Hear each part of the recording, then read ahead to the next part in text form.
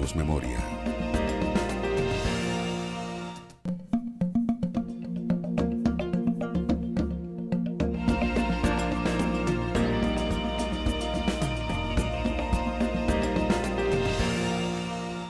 Ya se cumplen 15 años del crimen de Jaime Garzón, el periodista que convirtió el humor en un recurso de crítica mordaz. Y aunque el proceso avanza a paso de tortuga, ya fue capturado el coronel Jorge Eliezer Plazas Acevedo, implicado en el magnicidio como autor intelectual y de quien se espera que diga toda la verdad. Recordemos que cuando el expediente estuvo en manos de los fiscales Luis Camilo Osorio y Alfonso Gómez Méndez, la investigación fue convertida en un vil montaje y con falsos testimonios acusaron a Juan Pablo Ortiz Agudelo, alias El Bochas, y a Dilberto Sierra como enlaces de las autodefensas para matar a Garzón en Bogotá. 15 años después, vamos a hacer memoria con la aspiración de que haya toda la verdad, toda la justicia y la reparación. Bienvenidos.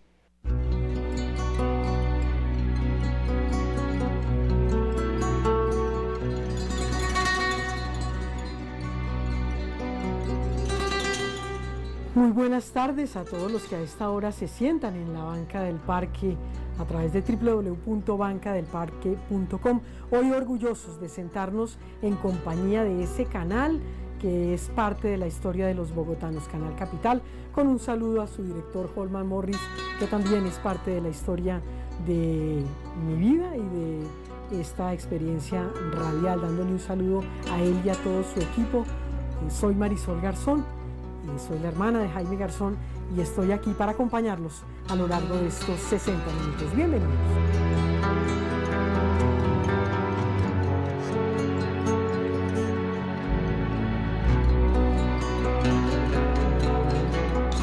Habían maquillajes que le gustaban mucho, entonces se sentaba fresco y tranquilo, pero para maquillarlo, porque como era tan hiperactivo, entonces él quería estar a toda hora, estarse moviendo, entonces se paraba, hablaba el celular, el teléfono, lo llamaban, la directora nunca se estaba quieto, nunca, entonces a veces me tocaba ponerme seria o hacerme que me ponía brava cuando me veía seria o bravita, entonces ahí sí se quedaba quietico.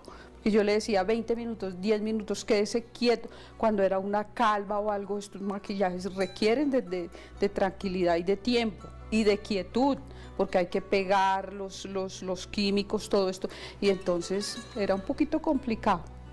Pero cuando ya veía los resultados, entonces en el próximo ya estaba más tranquilo. Ah, ese me gusta, qué chévere, pero rápido, todo quería rápido y ya. Él no era un simple imitador, él no era una simple persona que tuviera la capacidad de hacer cosas o decir cosas chistosas y simpáticas. Él tenía la capacidad de convertir un drama en un chiste. O sea, uno a veces se reía llorando, porque era viendo esa realidad que le daba a uno dolor o nostalgia, pero al mismo tiempo narrado por él, uno se desbarataba de la risa. Entonces él tenía toda la combinación de todo eso, más tener una memoria excelente, más ser una persona culturalmente muy capaz, tenía mucho conocimiento de todo, era un lector impresionante, entonces él conocía no solamente a los personajes cuando él los imitaba, él conocía detalles muy chiquitos de cada uno de esos personajes que uno a veces no se daba cuenta y era lo que hacían ese personaje tan creíble y tan real.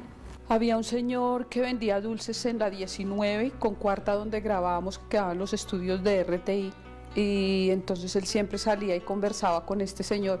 Era un señor que vendía dulces, cigarrillos, que tienen estos puesticos, y él tenía uno ahí a la entrada, y él siempre salía y conversaba con él, y entraba y me decía, este señor me parece chévere, habla muy bonito, habla muy inocente de todas las cosas. Entonces me dijo, Mary, ¿qué tal?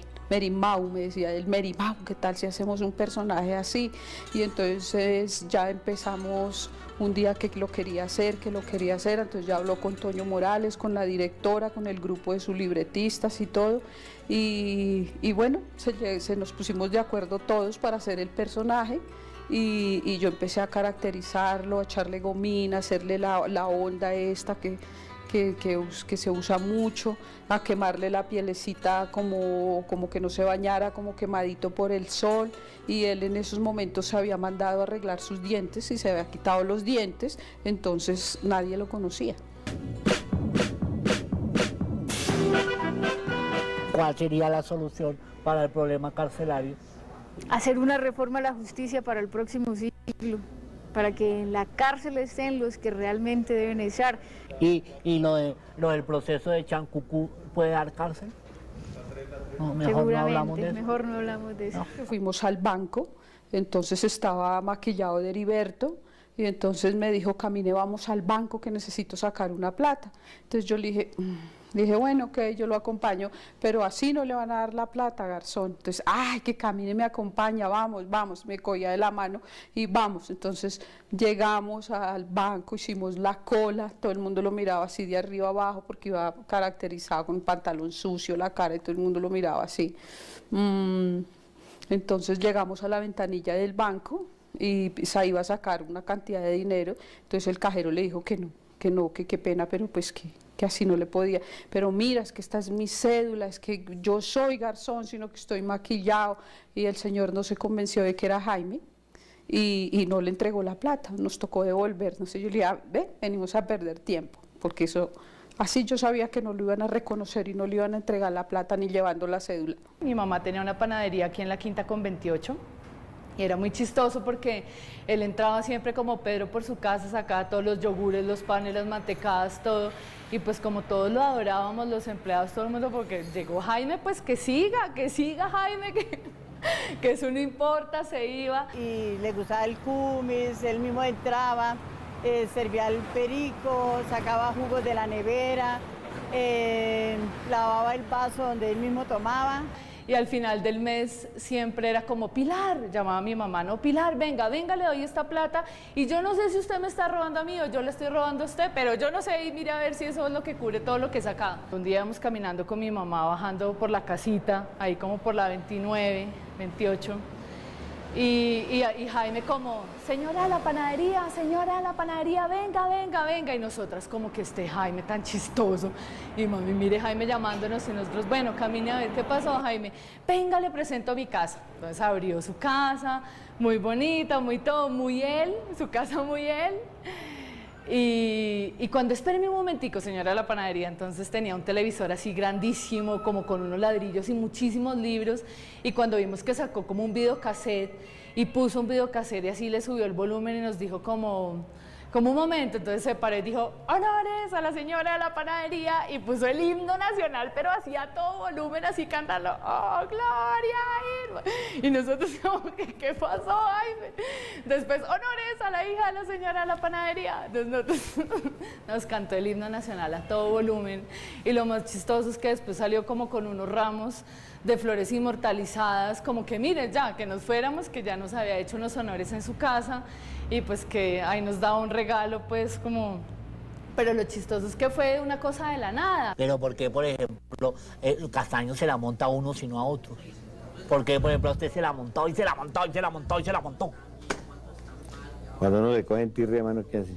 Todos sabemos que cuando fueron a secuestrar al doctor Andrés Pastrana, él fue una de las personas que intervino, que cogió al doctor Andrés Pastrana para que no lo sacaran, no se lo llevaran cuando lo secuestró, entre otras cosas, que fue Popeye.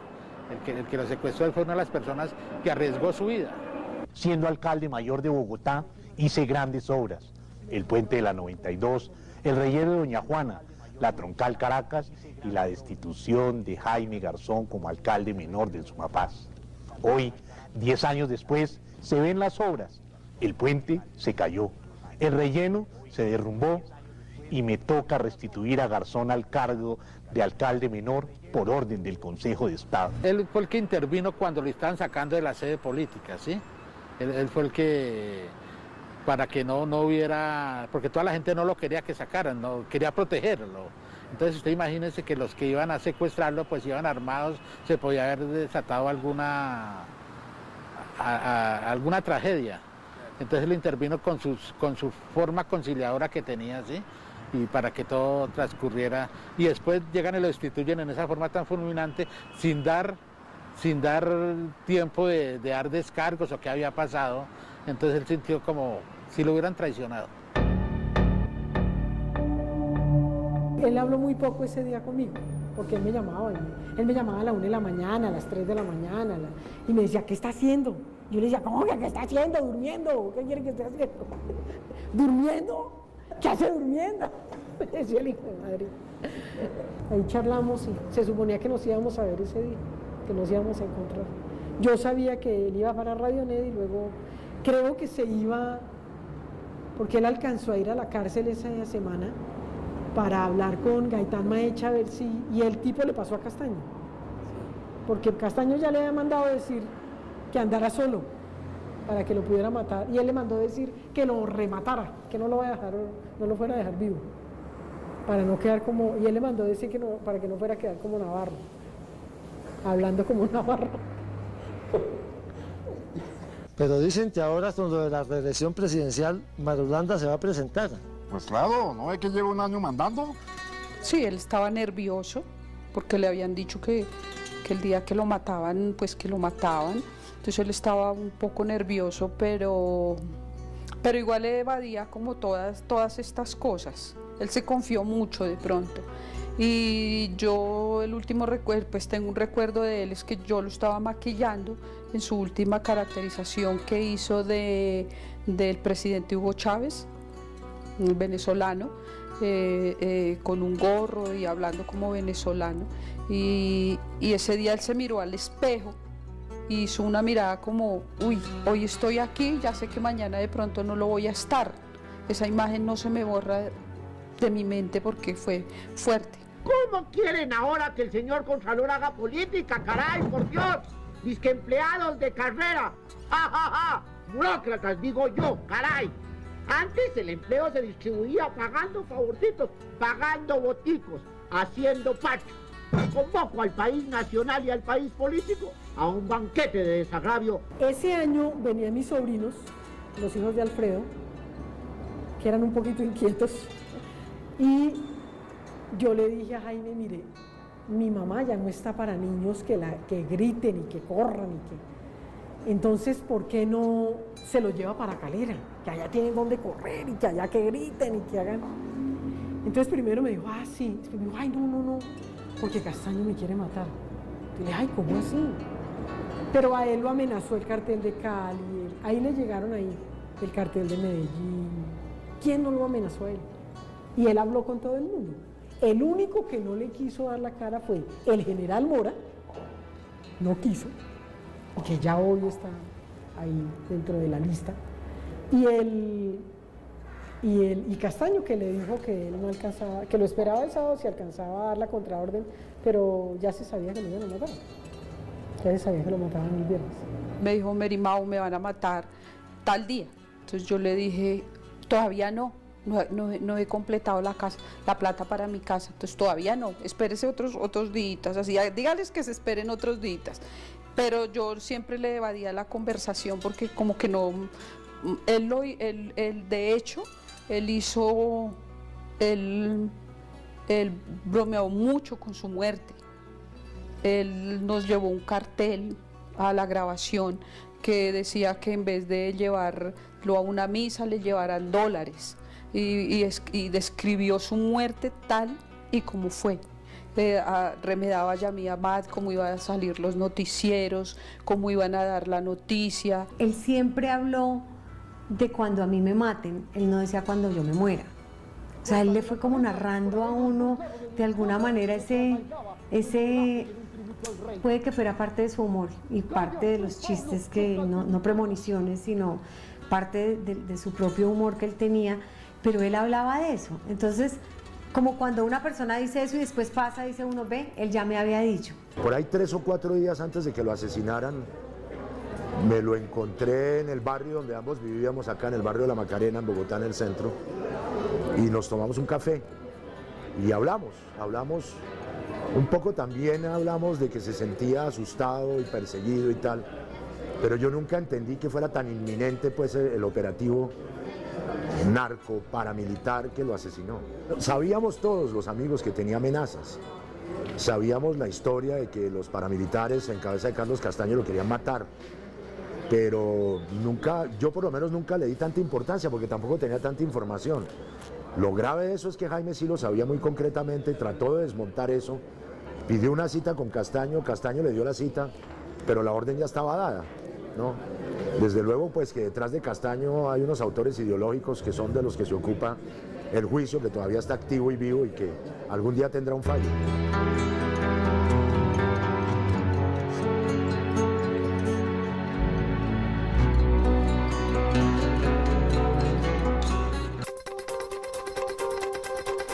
Noticias Capital. Somos el noticiero de los movimientos sociales. Lunes a viernes al mediodía y lunes a domingo a las 8 de la noche. Canal Capital. Televisión más humana.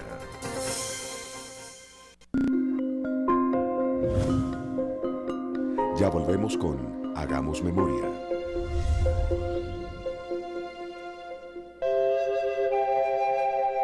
Seguiremos denunciando con las luchas populares al calor del meme el desempleo y la antipatria. Yo creo en la vida, creo en los demás. Creo que este cuento hay que lucharlo por la gente. Creo en un país en paz. Creo en la democracia. Creo que lo que pasa es que estamos en malas manos. Creo que esto tiene salvación.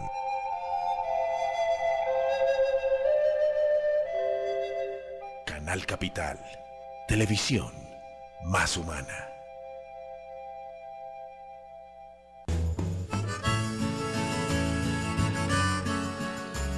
La paz puede estar cerca. Por nuestros hijos, por las próximas generaciones. Adelante. Canal Capital. Televisión más humana. 20 años de convivencia.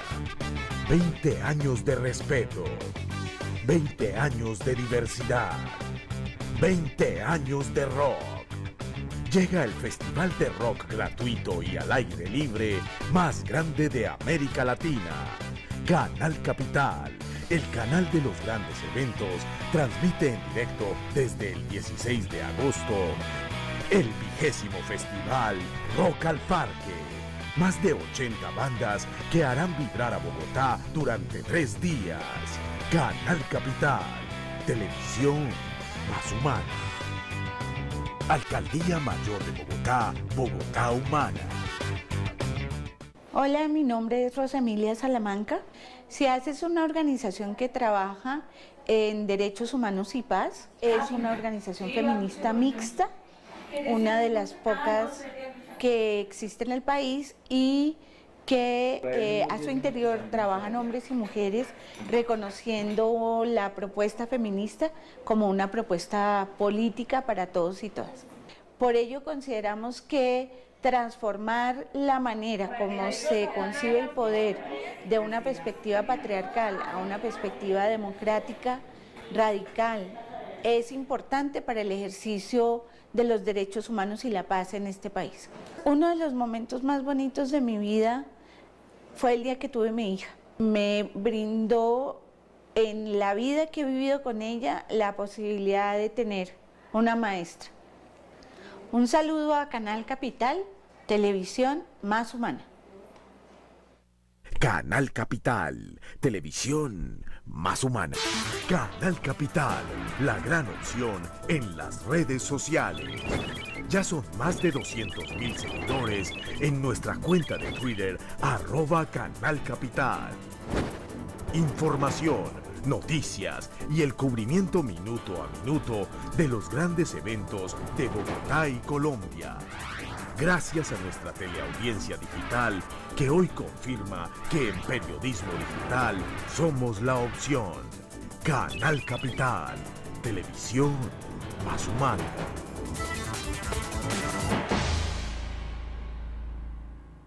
El Sofá ahora tiene un nuevo horario. El Sofá tiene nuevo horario. Acompáñenos todos los domingos a las 9:30 de la noche por el Canal Capital, televisión más humana. Domingos 9:30 de la noche, Canal Capital, televisión más humana. Rock al Parque, 20 años.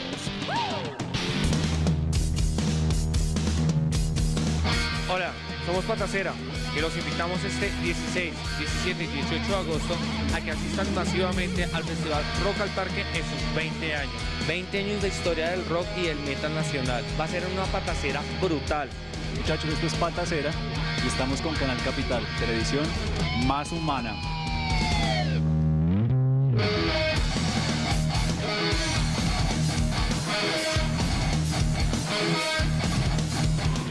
...16, 17 y 18 de agosto... ...desde el Parque Simón Bolívar... ...solo por Canal Capital... ...televisión más humana.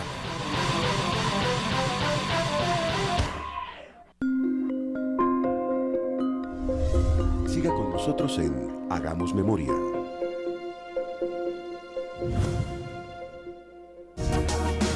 La televisión más humana es la televisión de la paz y los derechos humanos. Somos Canal Capital. Televisión más humana.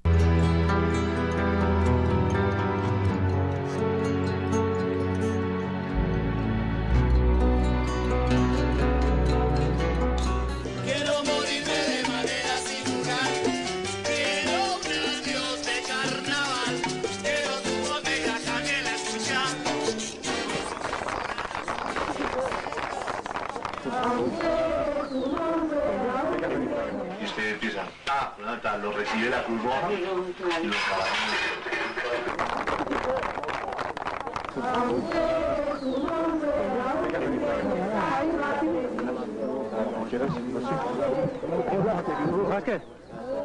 El conocido humorista Jaime Garzón sirvió de garante en la entrega.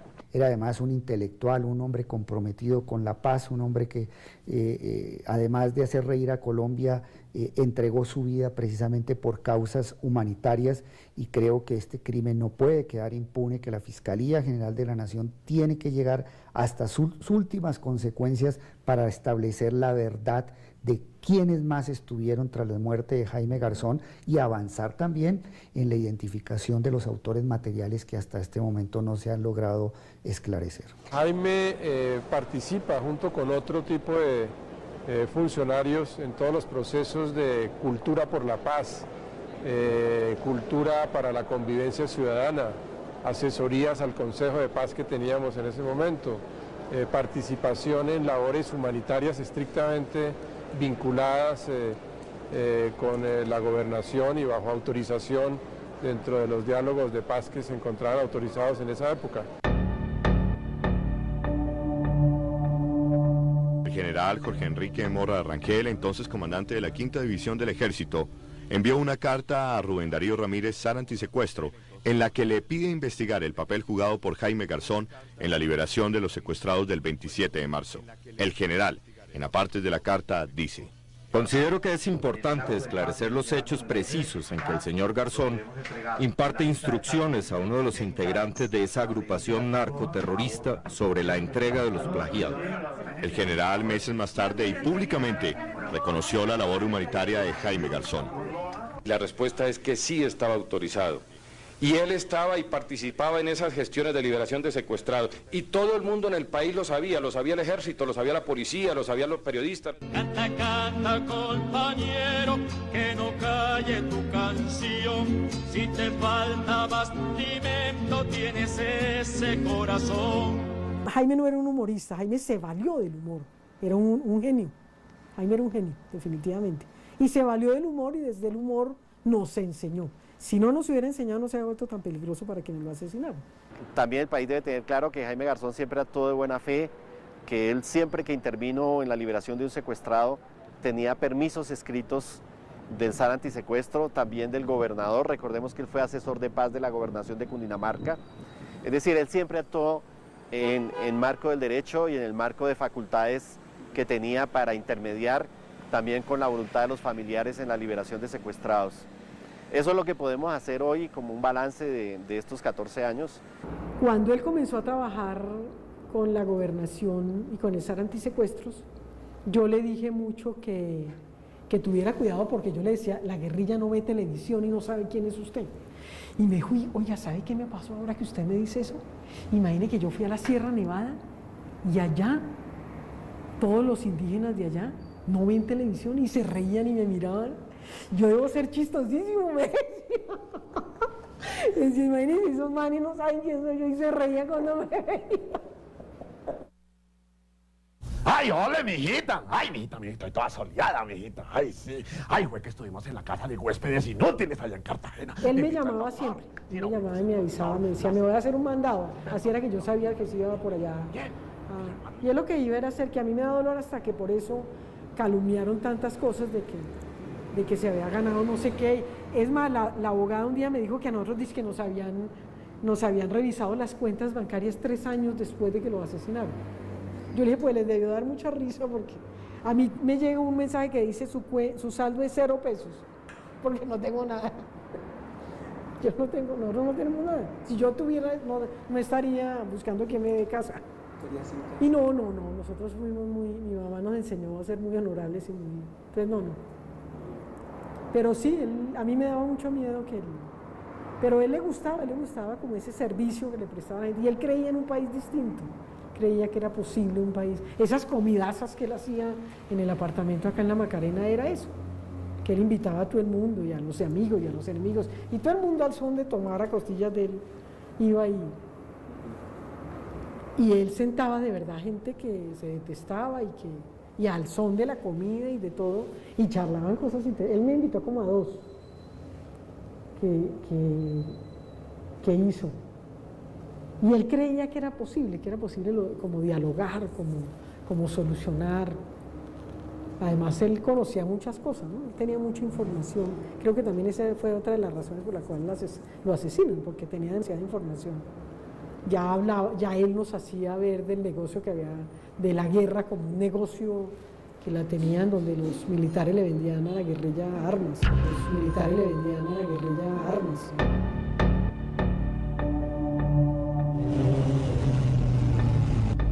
¡Jaime!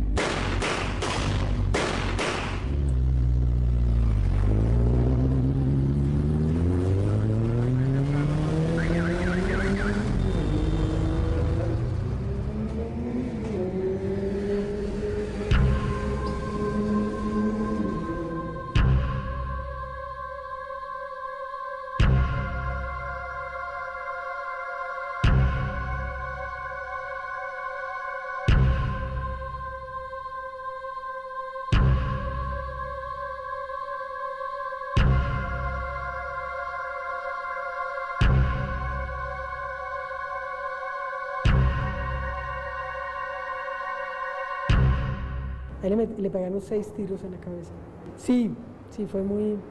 Y en la fiscalía sí peor, que si era un lío de faldas, o sea, uno con una pena que uno ni entiende qué es lo que está pasando.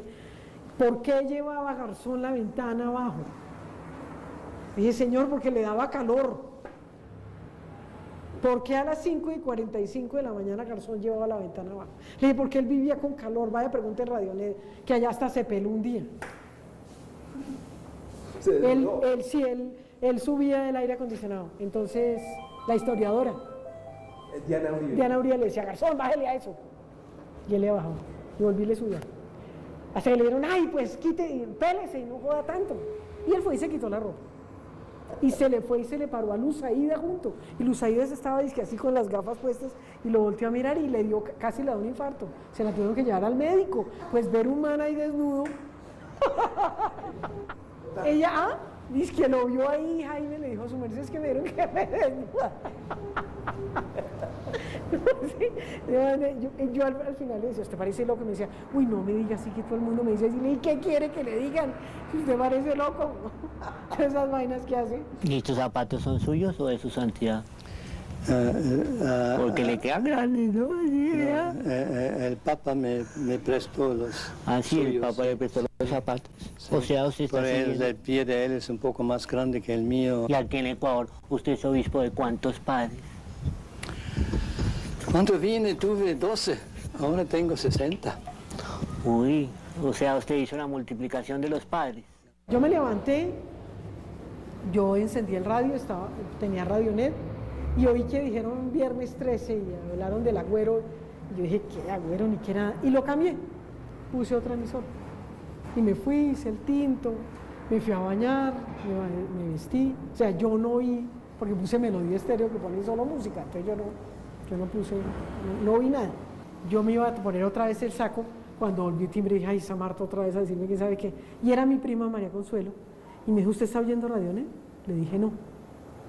Y yo, así como ella me sintió la voz que yo no sabía, yo le sentí la voz que algo le pasaba. Y me dijo, ¿usted no está oyendo Radionet? Le dije, no, me dijo, mataron a Jaime. Para mí fue, yo le dije, ¿cómo?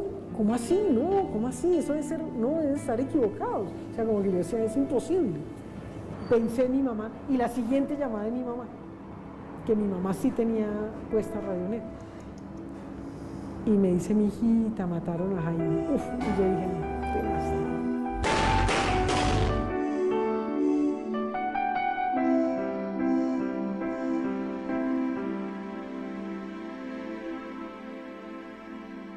Y llegó un amigo, me recogió y pasó una de las hijas o hermanas de los del avión de Avianca, porque ya iban a liberarlos del avión de Avianca.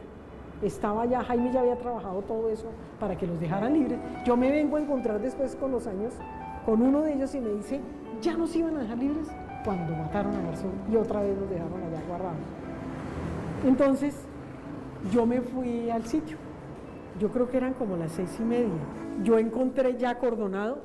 Algo que me llamó mucho la atención fue encontrar mucho militar dando declaraciones. Yo dije, todos duermen por acá. Qué casualidad. Todos dándole declaraciones a la prensa. Entonces yo entré, ya había cordón. Entonces yo fui a pasar y me dijo, no puede pasar, señor. Le dije, yo soy la hermana. Entonces yo me pasé, ya el muchacho que iba conmigo no lo dejaron pasar.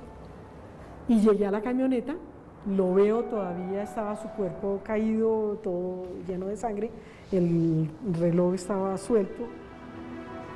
Y yo lo único que le dije al señor fue, yo viéndolo decía, no. Le dije, señor, el fiscal era un tipo de apellido Vaca, un señor grandísimo.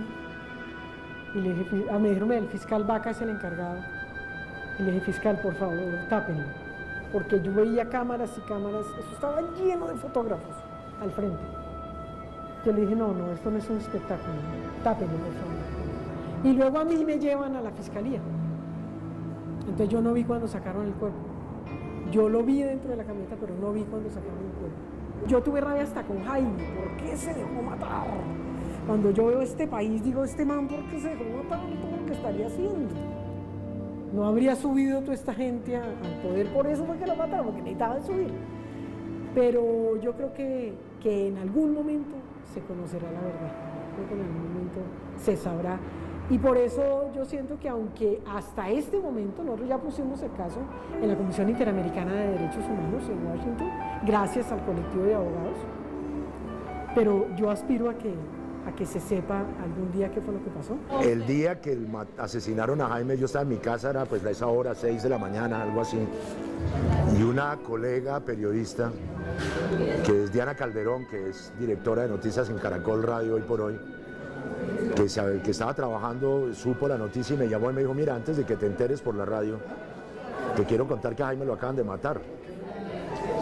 Entonces me desperté con esa noticia y con la sensación horrible, pues, y lleno de pesadumbre por el asesinato de Jaime. En un momento les tendremos las mejores entrevistas de Heriberto de la Calle. Y hasta aquí los deportes. País de mierda.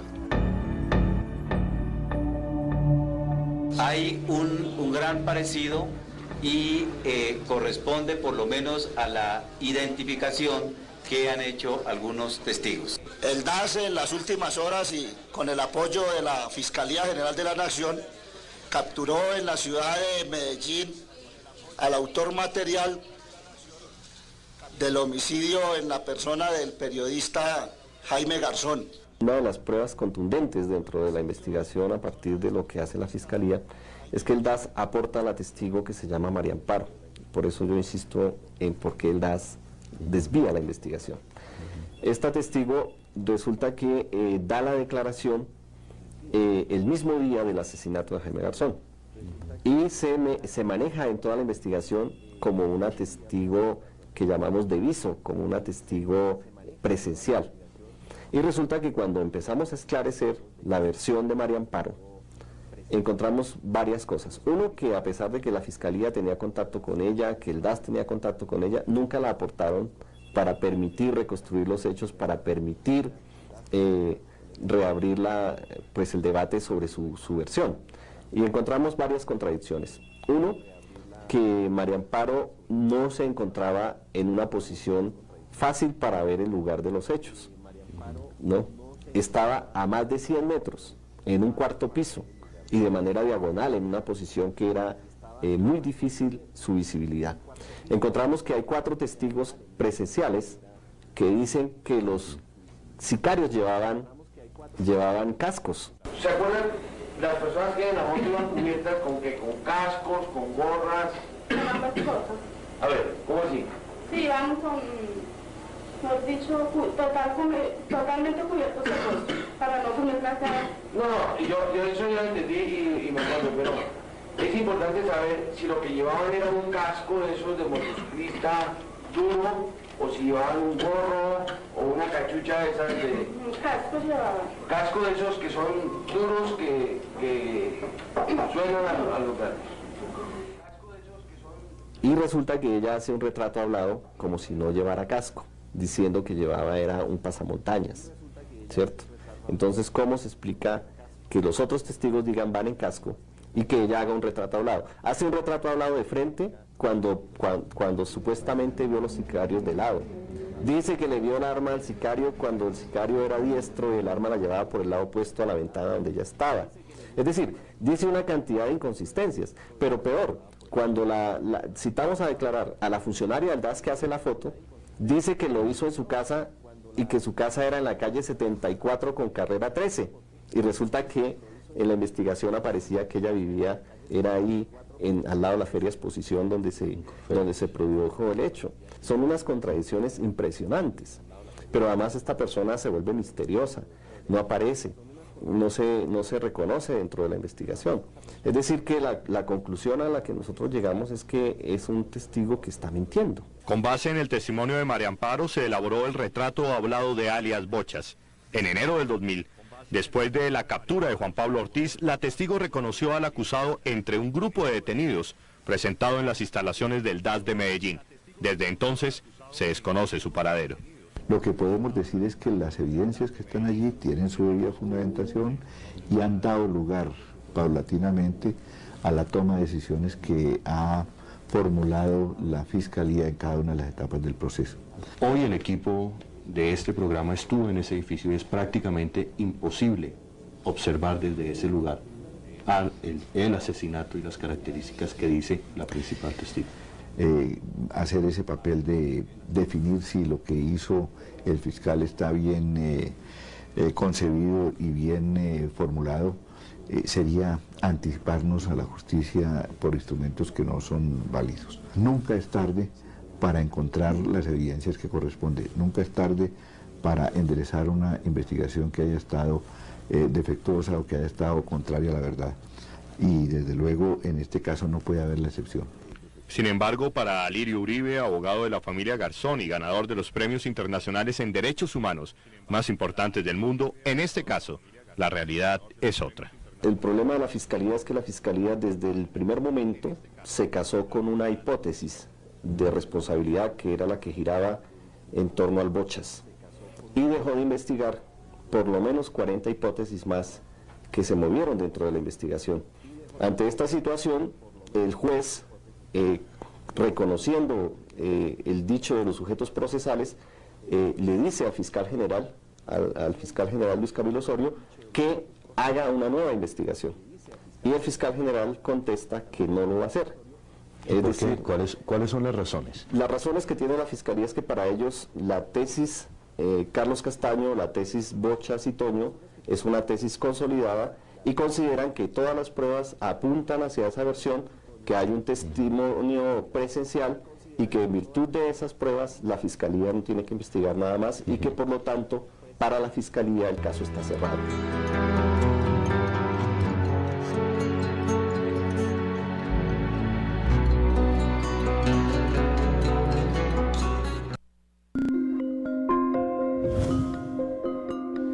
Volvemos con Hagamos Memoria.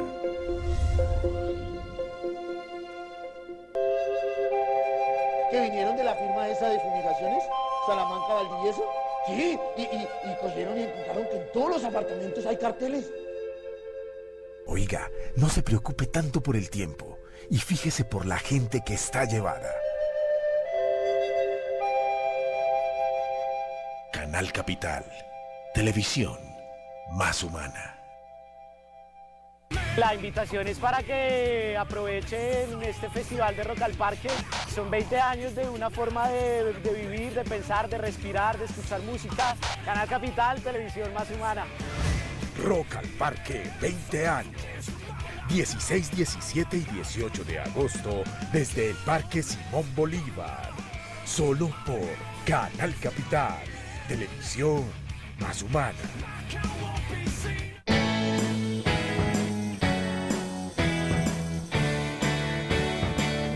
Somos generaciones sin conocer un solo día de paz. Este es el momento de la paz. Canal Capital, televisión más humana. Rock al Parque, 20 años.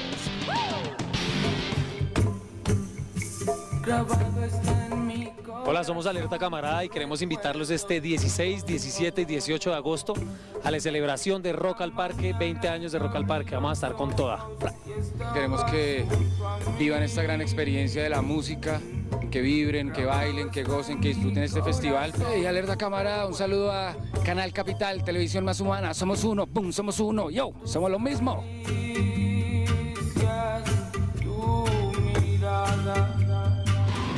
16, 17 y 18 de agosto desde el Parque Simón Bolívar. Solo por Canal Capital, televisión más humana.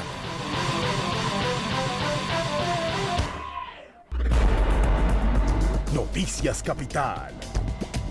La información que otros no muestran. Lunes a viernes al mediodía y lunes a domingo a las 8 de la noche. Canal Capital, televisión más humana. Sastres, lavanderas, conductores, celadores, jardineros, recolectores de basura, señoras de los tintos, limpiadores de alcantarillas, acróbatas de semáforo, tejedores de manillas. Aplaudimos el trabajo humano. Canal Capital, televisión más humana. Rock al Parque, 20 años.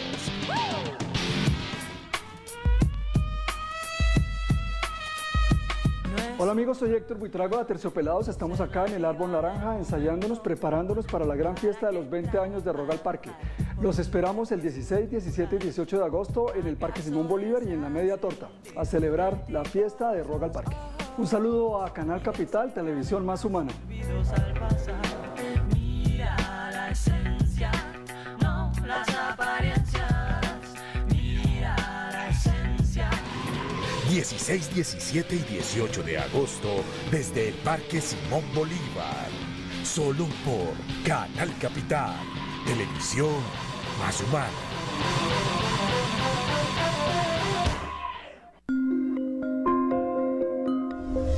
Siga con nosotros en Hagamos Memoria.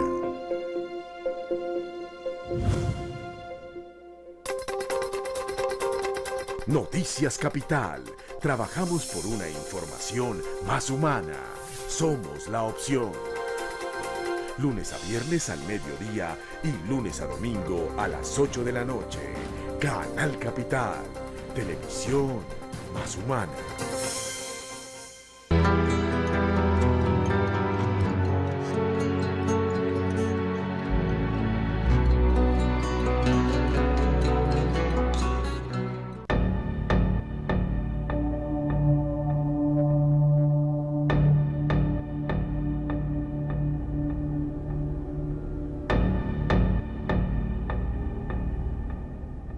Tuvo que huir, definitivamente tuvo que salir. y desafortunadamente para ella fue muy difícil y muy compleja la situación. Y la situación para María Amparo Arroyave puede ser mucho más compleja, ya que el juez en su sentencia pide investigarla. Se lee en ella: y de inmediato prosiga la investigación para identificar y sancionar a los autores materiales y demás copartícipes del crimen de Jaime Garzón, así como lo concerniente al falso testimonio en que incurrieron, entre otros, Maribel Jiménez Montoya, María Amparo Arroyave, Wilson Raúl Ramírez, Bernardo Quintero Montoya, Wilson Javier Llano Caballero. Hoy en día, pues, me mantengo en lo que en su momento apoyé como fiscal, como correspondía apoyar a mis fiscales. Yo no era el investigador directo, pero seguramente, esto es posible, no se tuvieron en cuenta o no se pudo avanzar en todas las demás hipótesis de investigación que siguen estando abiertas, porque esta es una investigación que, si bien es cierto, está orientada a unas personas, perfectamente, si surgen hechos nuevos, pueden reorientarse en relación con otras personas. Tenemos algunas evidencias para inferir que eventualmente exfuncionarios del DAS de la época, hace 13 años, presentado el hecho, trataron de desviar la investigación hacia personas que no tenían ninguna responsabilidad en los hechos, y obviamente en esta otra etapa de la investigación que se inicia con la acusación a Narváez este año, con la vinculación de Don Berna este año, con la indagatoria que se ordenó frente al excoronel Plazas de la Brigada 13, y este elemento de juicio, pues yo creo que nosotros tenemos que darle una reorientación a esta investigación, ya partiendo del punto de vista de que al inicio sí tenemos evidencia de que existió probablemente un desvío hacia personas inocentes en esta investigación.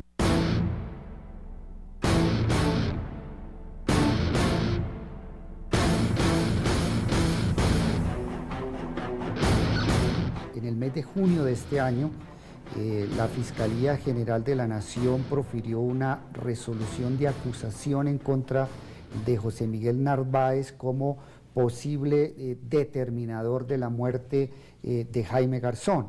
En este momento estamos esperando que se fije audiencia, fecha para iniciar la audiencia.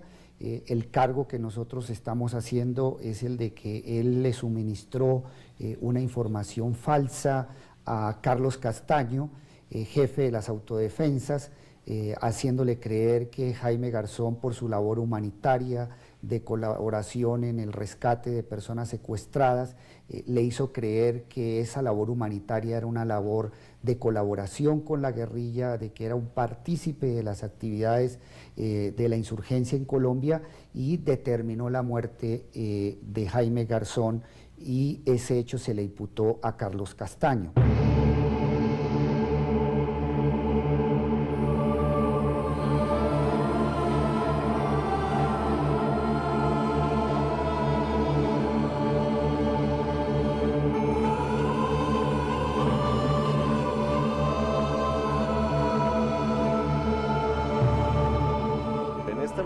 Nosotros estamos en la etapa de juicio en el caso del homicidio de Jaime Garzón, y el que está respondiendo en juicio en este momento es José Miguel Narváez.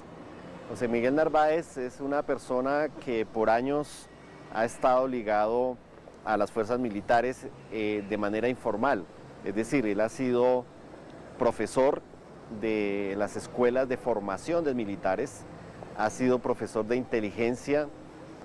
Según los testigos, ha sido profesor de la Charri Solano, ha sido formador para ascensos de oficiales del ejército, y ha sido un hombre de confianza históricamente de la cúpula militar, sobre todo por la época de los hechos de Jaime Garzón.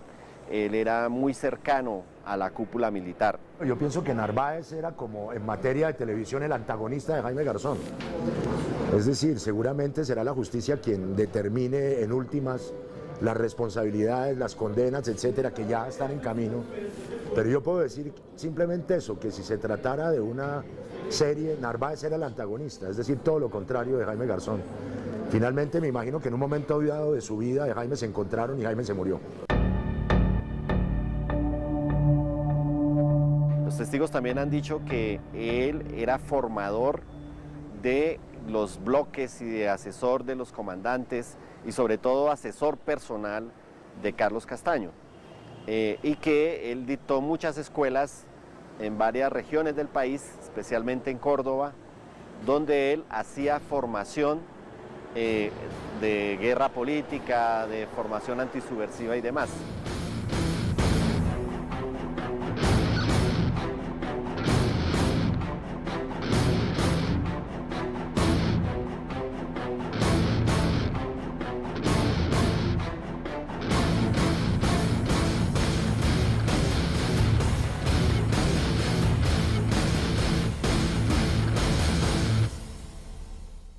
Estaba en todo su auge las famosas convivires, que usted sabe que fue una idea del señor Uribe y de otros, yo diría que de otro nefasto personaje que en su momento fue director del DAS, el señor Narváez, que además era quien estaba, digamos, como ideológicamente frente a esas convivires y como si también nos daba cursos a nosotros frente a que era lícito combatir comunistas. En el caso del señor Narváez era abierta desde que estuvo como, digamos, que cerebro ideológico de las convivires en Antioquia, también estuvo, digamos, que muy de la mano del proceso de las autodefensas, y yo lo vi en las escuelas dando clases y demás, y me sorprendió cuando fue dado como subdirector del DAS. Desde la cárcel donde se encuentra recluido en Estados Unidos, alias Don Berna aseguró que los militares recibieron en Bogotá a los sicarios encargados del crimen de Jaime Garzón. En la carpeta que deja el señor Narváez ya está toda la información sobre él, que trabaja en una reconocida emisora de radio, que tiene un programa en la mañana. Ellos viajan a Bogotá y con ayuda de inteligencia militar hacen el seguimiento y hasta que le dan de baja al señor Garzón el día que iba hacia la reconocida emisora. Esta es una información que le llega a Carlos por inteligencia militar. Concretamente la pasa a un coronel Plazas. ¿Coronel Plazas de qué? ¿Del ejército? ¿La policía? ¿Dónde ese coronel Plazas? ¿A qué pertenecía? ¿A qué brigada? ¿A qué batallón? Era inteligencia del ejército, le decían Don Diego.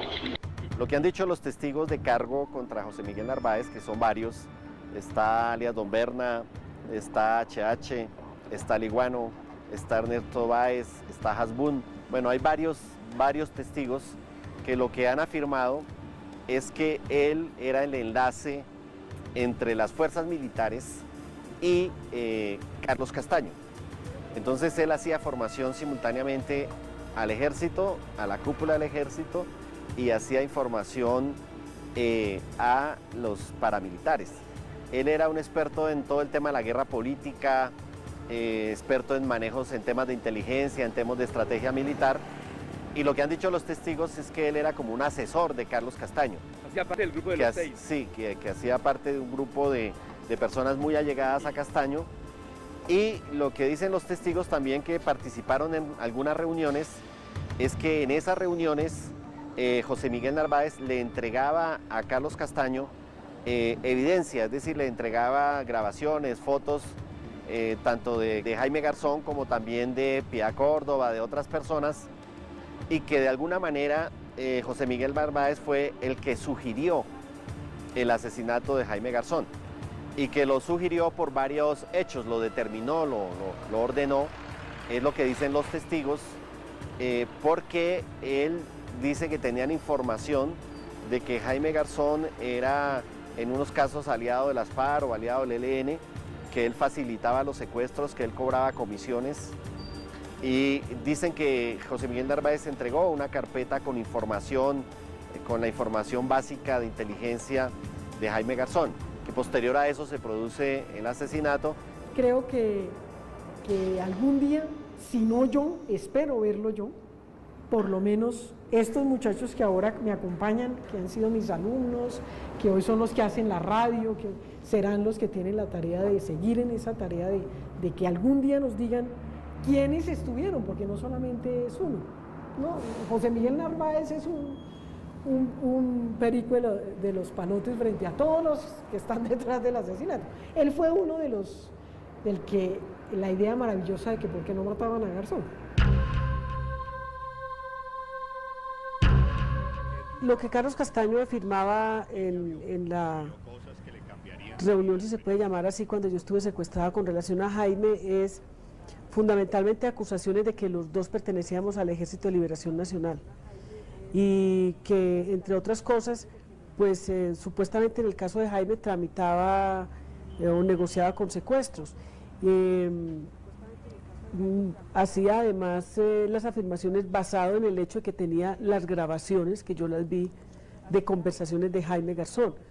Lo inculpaba tanto a él de hacer parte de este tipo de financiación de secuestros y a mí de ser prácticamente la tesorera del ELN y que salía internacionalmente a conseguir recursos para el Ejército de Liberación Nacional. A mí me queda muy claro que él estaba detrás de Jaime, que tenía las grabaciones, además no las tenía en cinta, sino que eran grabaciones pasadas en papel, como tenía las mías también. ¿Quiere usted decir que usted vio las grabaciones transcritas de lo que usted hablaba y de lo que hablaba Jaime Garzón? ¿Estaban interceptadas esas llamadas? En esto no hay que dar muchas vueltas.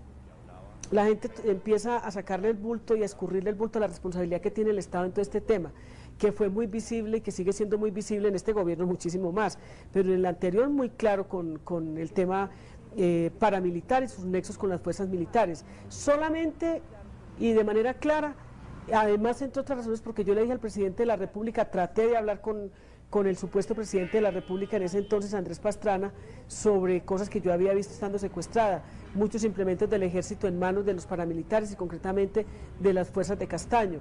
Pues a mí me queda supremamente claro que esto lo hicieron ellos, que tienen equipos, que tienen acceso a muchas de las actividades que uno tiene, y eso es lo que pone de presente además el seguimiento que se le estaba haciendo a Jaime y a personas como yo durante ese tiempo. Cuando me liberaron, yo me encontré con Jaime en un restaurante que queda por aquí en el patio y le dije, me parece muy preocupante, yo siento que te va a asesinar este tipo, es más, siento que te cambiaron a ti por mí y me parece que deberías buscar la manera de llamar la atención sobre el asunto, de buscar protección. Y es más, yo no me voy a esconder para decir que yo te dije eso, yo estoy dispuesta a aseverarlo, como lo hice en la Fiscalía General de la Nación, cuando señalé que en mi criterio él era el que había tenido que ver en el asesinato de Garzón. Lo hice porque creo que no debo como personaje público contribuir a la impunidad. Aquí lo que hay claro es una alianza paramilitar con las fuerzas del mismo Estado colombiano, que hasta el momento de hoy no se han acabado, que siguen vigentes, que se fortalecen, que se perfilan de otra manera, que se vuelven mucho más finas en su actuación. Pero también queda claro que fue un magnicidio, está supremamente claro, porque yo no me voy a meter en semejante situación tan delicada como es esta, a denunciar cuando yo no tengo sino el poder de la palabra, sino el poder de todas las armas, incluidas las del Estado, a señalar que fueron los que cometieron un crimen, que sí lo cometieron. Hoy se aprecia que hubo líneas de investigación que se dejaron de explorar, como la de los militares y civiles involucrados con paramilitares. Contravía pudo establecer que hace 10 meses el paramilitar conocido como Francisco Villalba dio su testimonio señalando a políticos y militares con nombre propio involucrados en el asesinato de Jaime Garzón. Villalba fue asesinado el pasado 23 de abril. A pesar de los constantes llamados de los abogados de la familia Garzón para que se protegiera su vida. Yo estoy totalmente seguro que lo de Jaime fue una connivencia de paramilitares con Castaño y miembros de la fuerza pública.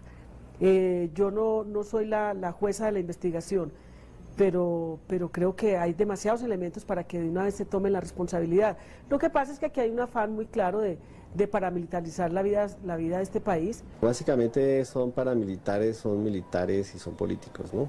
La conclusión es esa, se logró lo que se quería y era desviar la investigación, se mataron testigos se impidió que hubiese un esclarecimiento.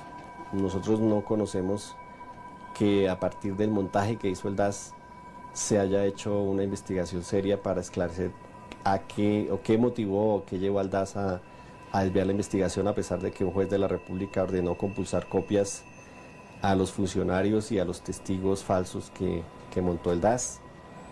Y ese es el balance. Entonces sería bueno que el fiscal general rindiera cuentas sobre por qué no se ha movido esa investigación.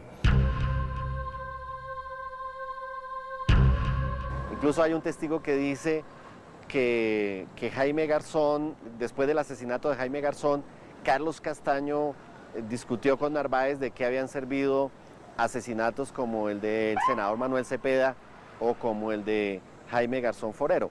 Es decir que es con esa evidencia que nosotros llegamos a un juicio donde esperamos que se esclarezca la verdad. Son 14 años ya de impunidad. Inicialmente se hizo un juicio falso para desviar la investigación. Como ustedes saben, Carlos Castaño también fue condenado por estos hechos, pero jamás pagó un día de cárcel. Yo soy víctima de la falta de Estado en este país. Y cuando digo yo, debo estar representando a millones de colombianos. Y yo mismo clamo justicia. Cuando él hizo su proceso de desmovilización, nadie le preguntó sobre estos hechos. Lo que dicen los testigos es que Carlos Castaño estaba de alguna manera negando totalmente este crimen y que había dado la orden de que nadie hablara de este hecho. Entonces, como pueden ver, pues es importante este juicio por eso. Hemos dicho que este fue un crimen de Estado, que aquí participaron personas muy importantes de la inteligencia militar, del ejército, y que obviamente fue una operación conjunta con La Terraza, con Carlos Castaño, con estos grupos. Este coronel retirado fue condenado por la muerte de un empresario judío. Existe una condena en su contra frente a miembros de la fuerza pública, evidencias concretas y específicas tenemos exclusivamente frente al nombre del ex coronel Plazas, excomandante de la Brigada de Inteligencia de la Fuerza Pública hace 13 años, cuando la muerte de Jaime Garzón. Ese es el elemento específico, central, de vinculación de un miembro de la Fuerza Pública con la muerte de Jaime Garzón. En este momento no tenemos evidencias serias, contundentes, sobre la posible vinculación de algunos oficiales en la muerte de Jaime Garzón.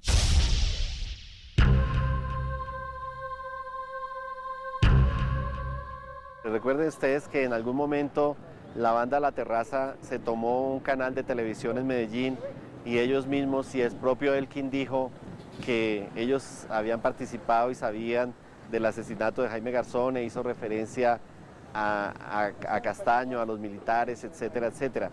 Eso es lo que podemos decir, ¿no? Lo que se sabe es que esta persona está muerta, pero se sigue insistiendo en que él sí participó y coordinó el operativo con miembros de la inteligencia. Este coronel tiene condenas por el secuestro de Benjamín Cudari, está investigado y creo que tiene condena también por el secuestro de Marta Cecilia Vázquez, y está con una orden de captura por el caso de Jaime Garzón. Tanto el IMPEC como el Ministerio de Justicia deberían explicarle al país por qué esta persona está en una guarnición militar y no en una cárcel como deberían estar todas las personas que han sido llamadas a juicio, ¿no? En este caso con medida de aseguramiento de detención preventiva. Él no está pagando cárcel en una cárcel, él está pagando en un club de la policía. Allá debe estar jugando tenis. Sobre el sitio de privación de la libertad tengo que anotar que es una decisión del IMPEC. El lugar y el sitio de reclusión fundamentalmente es una decisión que corresponde a las autoridades carcelarias. Supongo que si está recluido en esta detención preventiva mientras se adelanta el juicio en una guarnición militar es porque deben existir algunas razones de seguridad para este tipo de medidas. Generalmente cuando se utiliza una guarnición militar es porque o se trata de un miembro retirado o activo de la fuerza pública, o porque existen razones de seguridad muy importantes de protección de la vida y la integridad de la persona que se lleva a una guarnición militar. De por qué un director está en la cárcel y el otro un subdirector está en una guarnición militar, supongo que existen razones de orden de seguridad. No conozco las razones por las cuales se esté dando ese trato diferencial, pero creo que sería razonable la distinción entre la situación de ellos dos, si el IMPEC tiene razones de seguridad, de protección especial para esa persona, y supongo que esta debe ser la razón, pero creo que es una respuesta que deben dar las autoridades del IMPEC.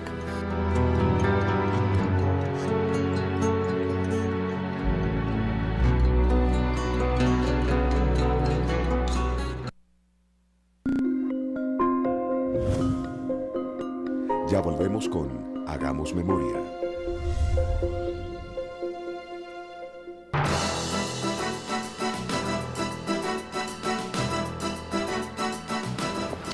Buenos días, efectivamente continuamos acompañando a la familia de Jaime Garzón. Hoy se cumplen 15 años del asesinato de este analista político que por medio del humor hizo una crítica fuerte a los diferentes gobiernos de turno. También fue alguien que trabajó incansablemente por lograr la paz del país y se metió en muchos procesos humanitarios para liberar a diferentes secuestrados. Estamos en la iglesia de Nuestra Señora de la Soledad, donde familiares, amigos y allegados han ofrecido una misa a la memoria de este gran colombiano que dejó una marca imborrable sobre cómo hay que ver el país, sobre cómo hay que soñarlo y sobre cómo hay que trabajarlo. También en la tarde de hoy estaremos acompañando a la familia Garzón. A las 3 de la tarde partirá una movilización de amigos, de familiares, de allegados a Jaime desde la calle 29 bis con carrera quinta, que es donde queda ubicada la casa materna de Jaime. Se trasladarán a la carrera séptima y caminarán por la carrera séptima hasta el Planetario Nacional. Esa es la actividad que habrá por la tarde. Luego a las 5:30 de la tarde habrá una rueda de prensa donde se hablará sobre en qué va la investigación sobre el asesinato de Jaime Garzón. Recordemos que en los últimos días fue recapturado el general Plazas Acevedo, quien está vinculado como coautor del asesinato de este humorista colombiano y analista político. Esta es la información que se genera por el momento desde el barrio La Soledad. Más adelante traeremos más información para ustedes, nuestros televidentes de Canal Capital, Televisión Más Humana.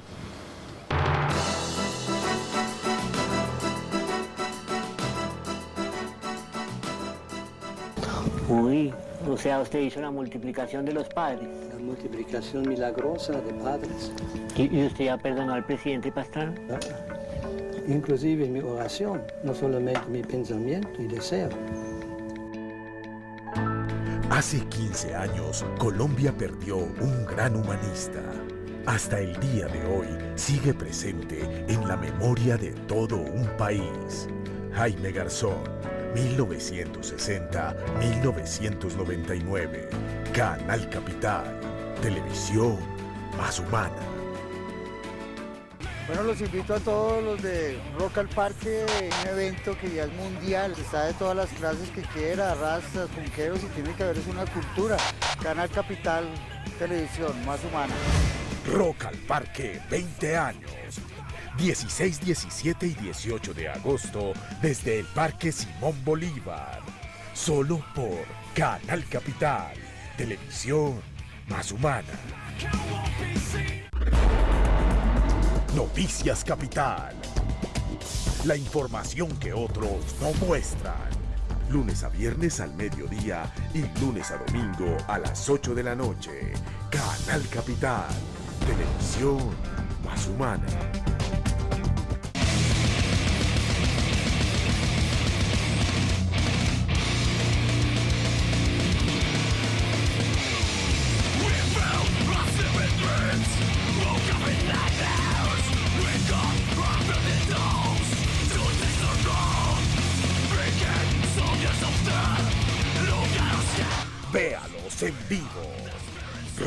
Parque 20 años.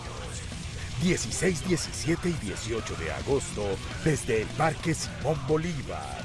Solo por Canal Capital, televisión más humana.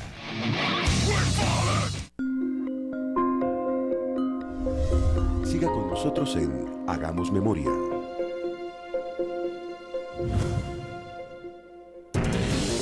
Noticias Capital.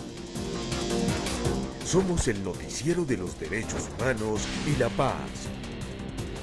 Lunes a viernes al mediodía y lunes a domingo a las 8 de la noche. Canal Capital, televisión más humana.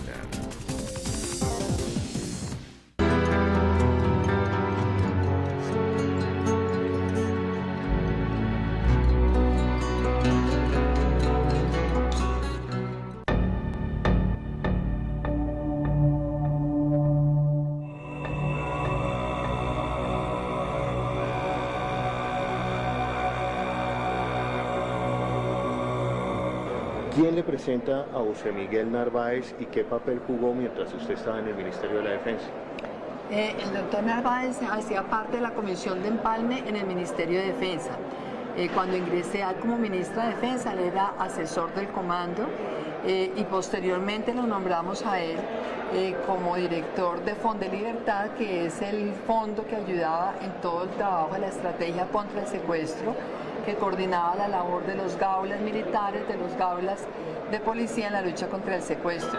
Estuvo allí conmigo más o menos como un año, tal vez, en ese cargo, y ya después él se retiró, lo nombraron subdirector del DAS. Doctora Marta Lucía, ¿quién le presenta a usted a José Miguel Narváez? Como parte de la Comisión de Empalme, me pidió el doctor Fabio Echeverry y él, eran las dos personas que habían recibido, por decirlo de alguna manera, como el empalme del Ministerio de Defensa del gobierno del presidente Pastrana, y esa transición pues la hice yo con ellos dos como miembros de la Comisión de Empalme, el doctor Fabio Echeverry y el doctor José Miguel de Narváez.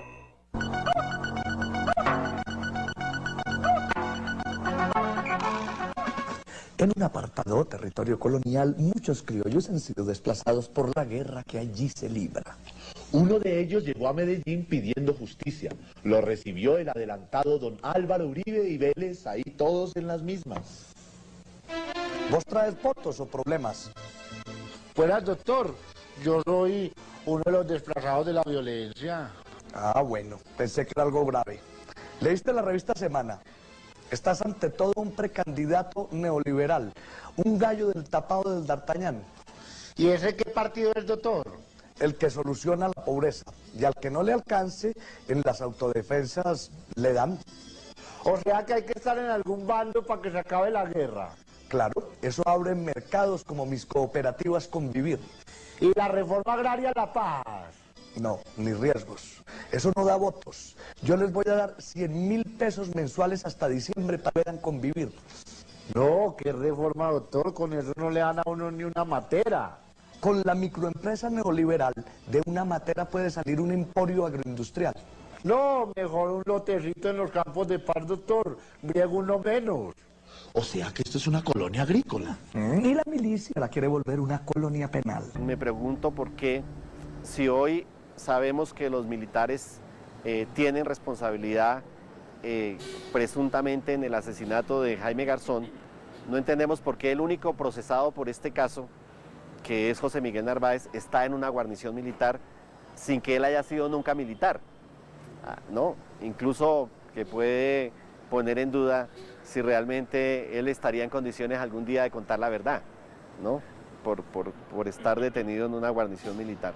Entonces todos estos son interrogantes que hacen que 14 años después, de alguna manera todavía se estén favoreciendo a los presuntos responsables.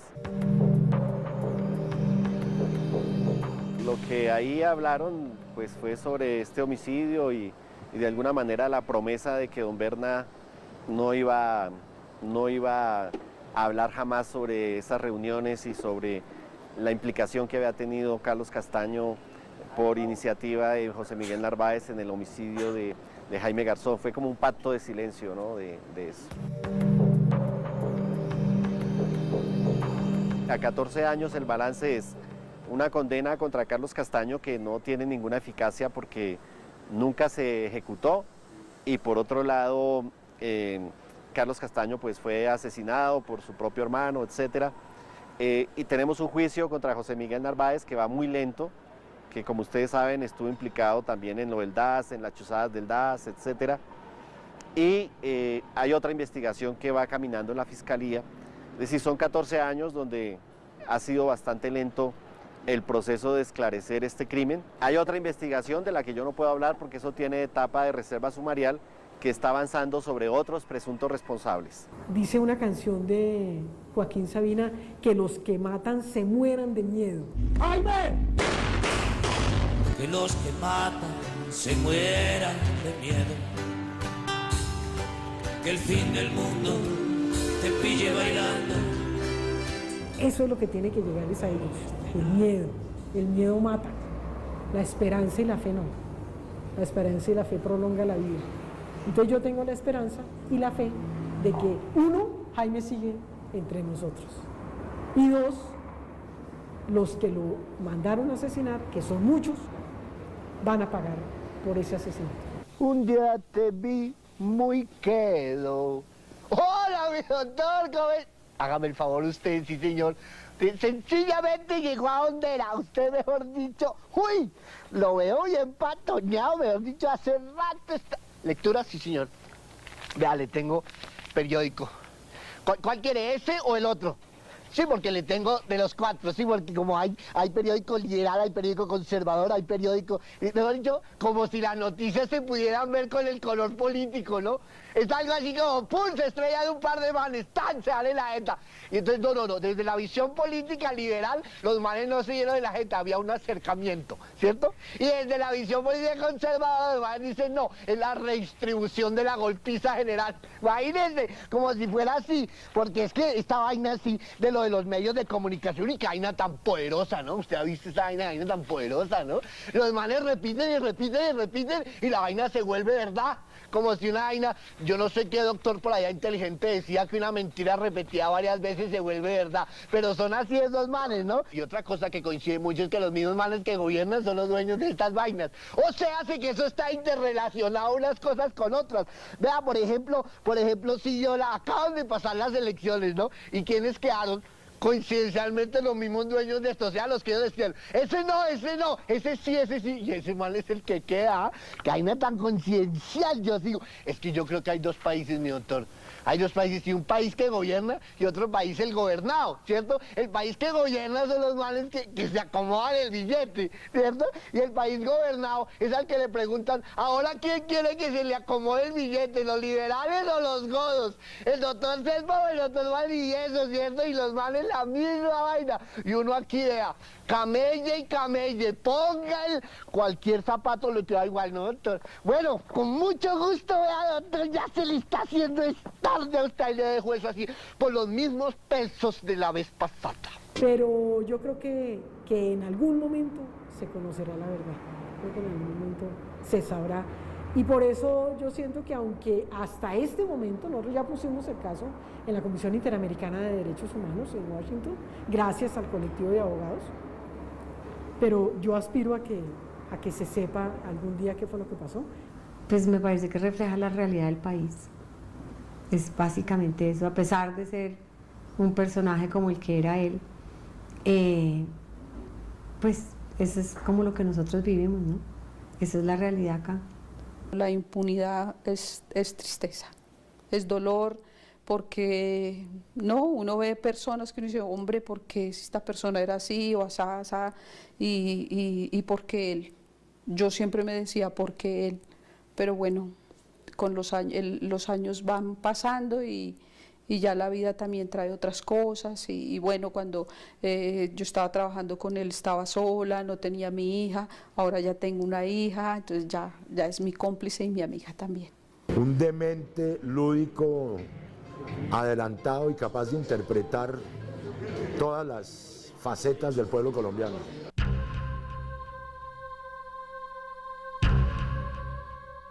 Nos ha recibido en el búnker de la Fiscalía el jefe de la Unidad de Derechos Humanos, el doctor Misael Rodríguez, quien ha seguido el caso de Jaime Garzón prácticamente desde que fue cometido el asesinato. Vamos a preguntarle inicialmente, doctor Rodríguez, ¿En qué va la investigación? Recordemos que hace un año el fiscal general Eduardo Montenegro se comprometió con la audiencia del Canal Capital a reorientar la investigación hacia los exfuncionarios o funcionarios del DAS que estuvieran comprometidos en la desviación que tuvo el proceso. ¿En qué va esta reorientación, doctor Rodríguez? Bueno, la investigación ha tenido varias hipótesis en su desarrollo. La que actualmente se está realizando es que fue vinculado a la investigación el exdirector del DAS, José Miguel Narváez Martínez, quien actualmente se encuentra en etapa de juzgamiento. En este preciso instante, en la semana anterior, comenzó la etapa probatoria en contra de este exfuncionario del DAS como presunto determinador de la comisión de este delito. Doctor Rodríguez, ¿de qué manera Narváez participó en esa determinación del crimen de Jaime Garzón? Bueno, según aparece en las pruebas que fueron recopiladas por la Fiscalía en la investigación y las que aspira a recopilar la Fiscalía también en la etapa de juzgamiento, existen varios señalamientos en el sentido de que el señor Narváez Martínez, con una conducta positiva, determinó a algunos miembros de las autodefensas hoy desmovilizadas para que se realizara ese delito. ¿Sabe usted dónde está detenido actualmente José Miguel Narváez, subdirector del DAS? No tengo información precisa, pero tengo entendido que actualmente está detenido en una institución militar. ¿Por qué José Miguel Narváez está en una guarnición militar y no en una cárcel común y corriente? Esa situación la define exclusivamente el Instituto Nacional Penitenciario y Carcelario, INPEC, y los jueces de la República. ¿Sabe usted a cuáles otros funcionarios o exfuncionarios del DAS va a ser reorientada la investigación? Lo que hasta ahora le puedo comentar es respecto del señor Narváez, porque está en etapa de juzgamiento y el conocimiento es público. Pasemos al proceso que se inició contra el coronel jefe de inteligencia de la 13ª Brigada, Jorge Eliezer Plazas Acevedo. ¿En qué va este proceso? Bueno, el coronel Plazas Acevedo, retirado actualmente, está vinculado a la investigación, se encuentra esta en etapa de instrucción y por lo tanto está cobijada por la reserva sumarial. ¿Qué más puede informarnos sobre este proceso que se le sigue desde la Fiscalía al coronel Plazas Acevedo? En ese sentido no le puedo dar mayor información más allá de la que le he dado. Cuando se profirió la condena de 38 años de prisión contra Carlos Castaño y se absolvió a alias Bochas y a Dilberto Sierra, el juez también dijo que iba a investigar a María Amparo Arroyave, la falsa testigo que había utilizado el DAS. ¿En qué va esta investigación?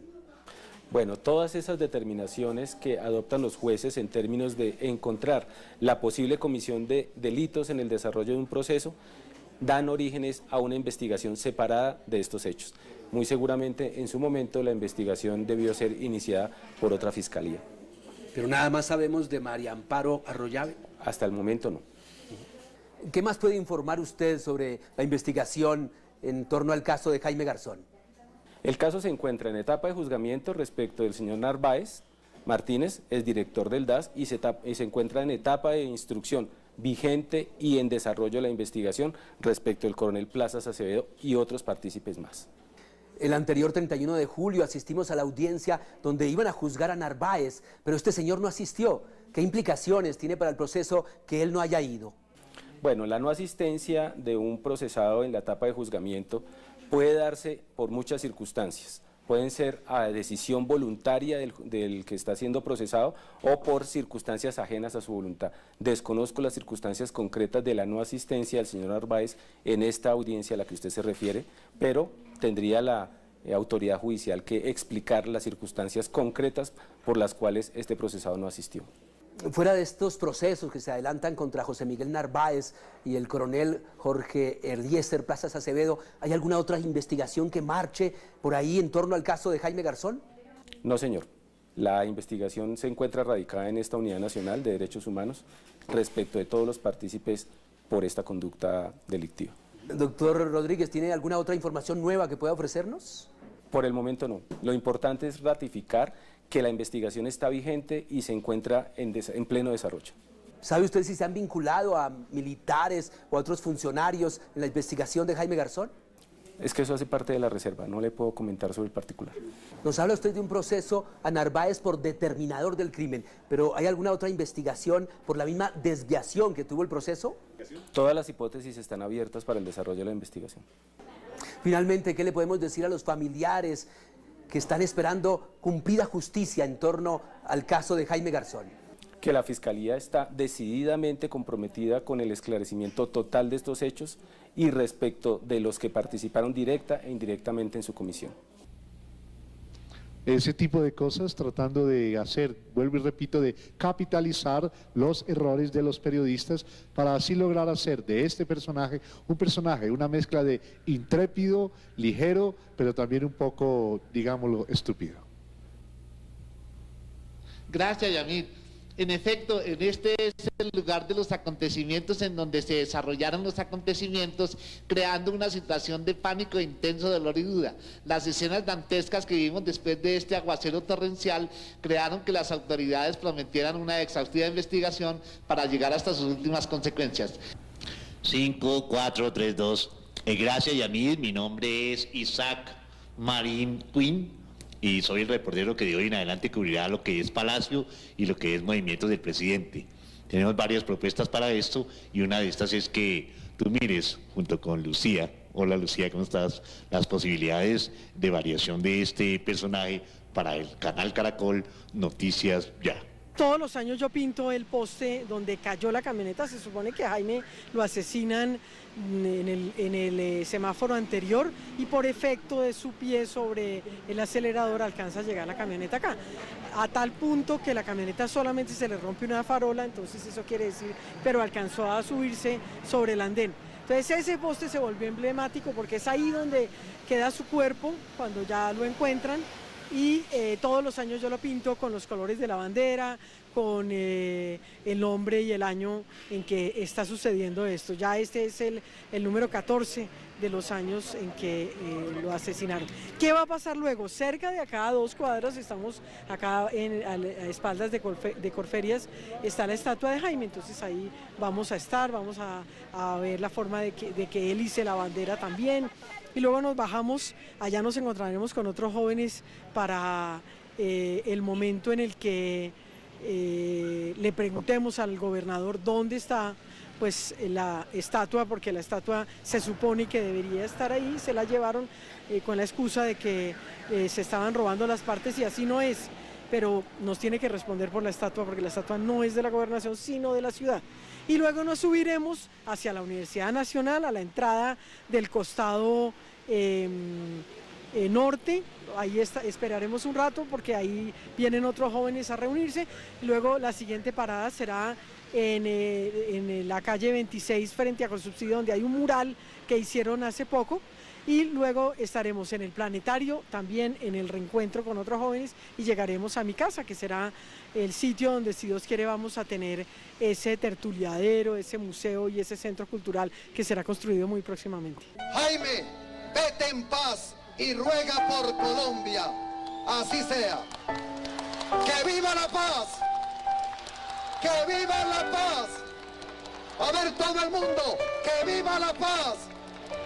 ¡Que viva Colombia! ¡Que viva Jaime! ¡Que viva la esperanza! ¡Que viva Colombia! ¡Que viva la paz! Quiero morirme de manera singular. Quiero un adiós de carnaval. Quiero tu voz negra canela escuchar con su frescura natural. Sincera. Te quiero pregonando un bembé. No quiero velas, no quiero un sermón. Oye bien, quiero la voz de esa mulata, un trompo. Morir en tiempo de sol, bendición. Canela, canela, tu voz plañidera, regada en fragancia de rosa rosón. Buscando el bullicio, el barrio y el son. Horas terminar una cuerda como esta. Mientras trabaja, Fritz Nindl, que actualmente tiene 78 años, realiza las mismas maniobras que ya hacían sus antepasados. La confección manual de sogas se ha mantenido constante a lo largo de los siglos y por ende el taller tampoco se ha modificado mayormente. En su delantal de trabajo se encuentra el cáñamo. El soguero trenza hilos para un látigo que se usa para una tradición practicada en la región para la época de carnaval. Por cada látigo se necesitan 36 hilos de 3 largos diferentes.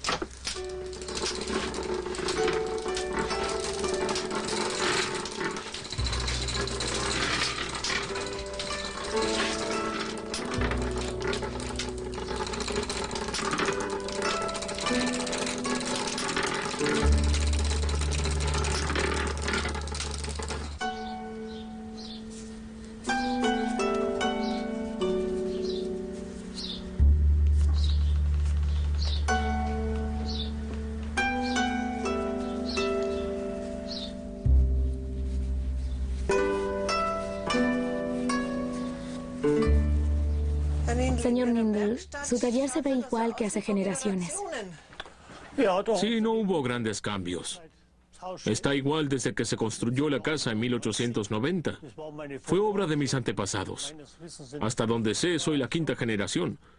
Y siempre nos dedicamos a las sogas. Durante la guerra se hizo difícil ya que no se conseguía el material, el cáñamo.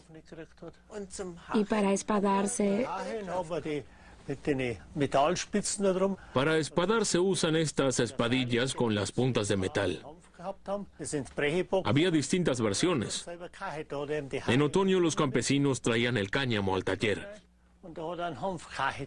Y había que espadar. Luego el cáñamo estaba listo para hilar. ¿Y esa caja allá arriba, podemos bajarla? Esta caja contiene espadillas. Es muy pesada. La solían llevar para trabajar fuera del taller.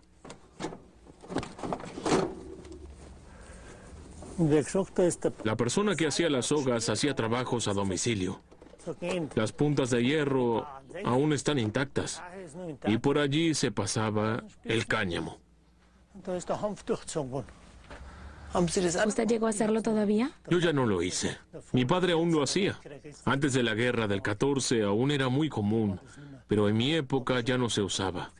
Después de la guerra ya nos entregaban el cáñamo listo para procesar.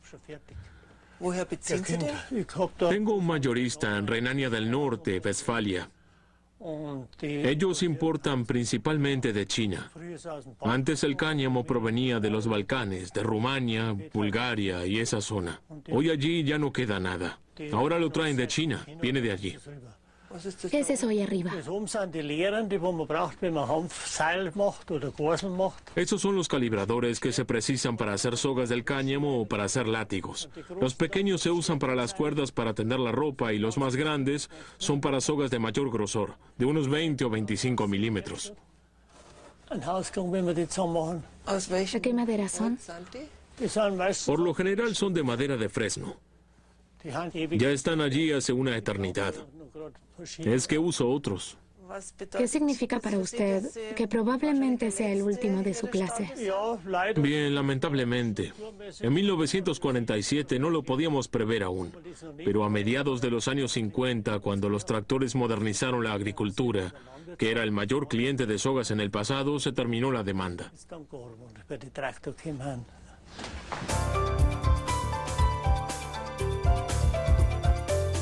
Ya regresamos con reportajes y documentales.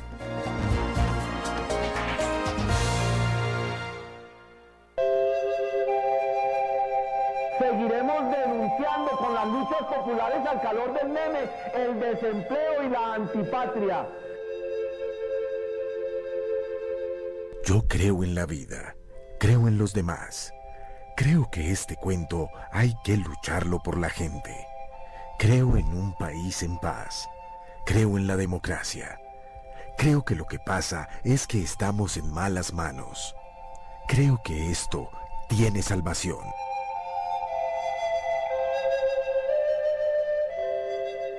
Canal Capital.